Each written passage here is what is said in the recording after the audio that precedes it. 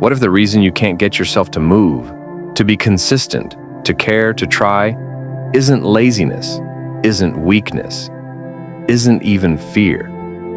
What if it's because deep down, nothing feels like it means anything? Today, we're starting at the very beginning. Not habits, not discipline, not mindset hacks. Before any of that works, before any of that even makes sense, there has to be something underneath it all. And that thing is meaning. Think of meaning as an internal organizing force. It's the thing that answers your deepest questions without you even having to ask them out loud. Why should I keep going? What makes this worth it? Who am I actually becoming? What's worth sacrificing for? Without it, pleasure becomes temporary. You can have a great night out and still feel empty by morning. Achievement feels hollow. You hit the goal and feel nothing. Even freedom, real freedom, can become disorienting when you don't know what to do with it.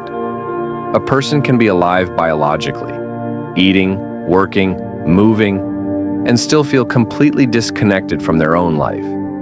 That disconnection, that's what the absence of meaning feels like.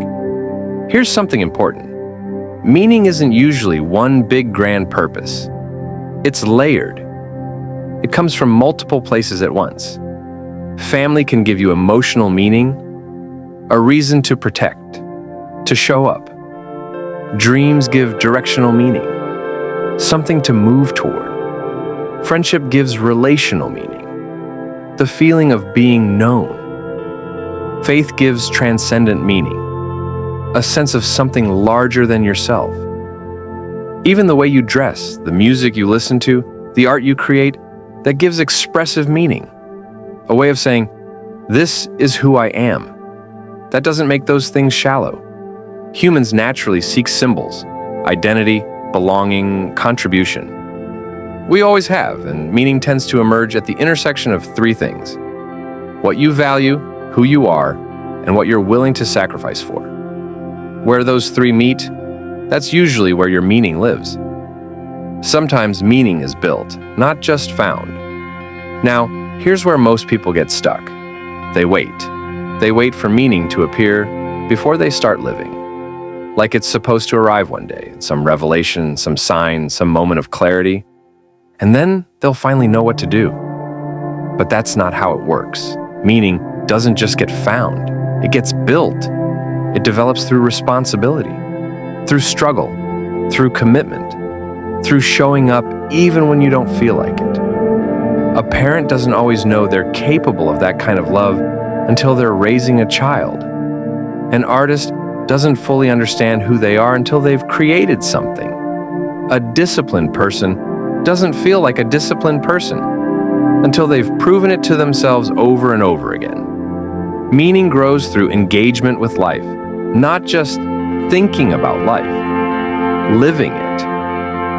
Viktor Frankl, a psychiatrist who survived the Holocaust, spent his life studying this. His conclusion was simple but devastating.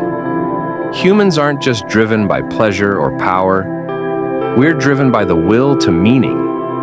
When people lose meaning, they become psychologically vulnerable. But when they have it, when they really have it, they can survive almost anything.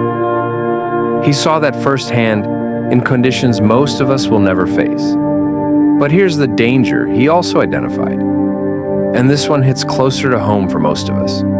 When you attach your meaning to unstable things, status, validation, money, attention, how you compare to others, you're building your identity on something that can collapse. And when it collapses, you collapse with it. The person whose whole identity is their job, what happens when they lose it? The person whose meaning comes entirely from being liked, what happens when they're not?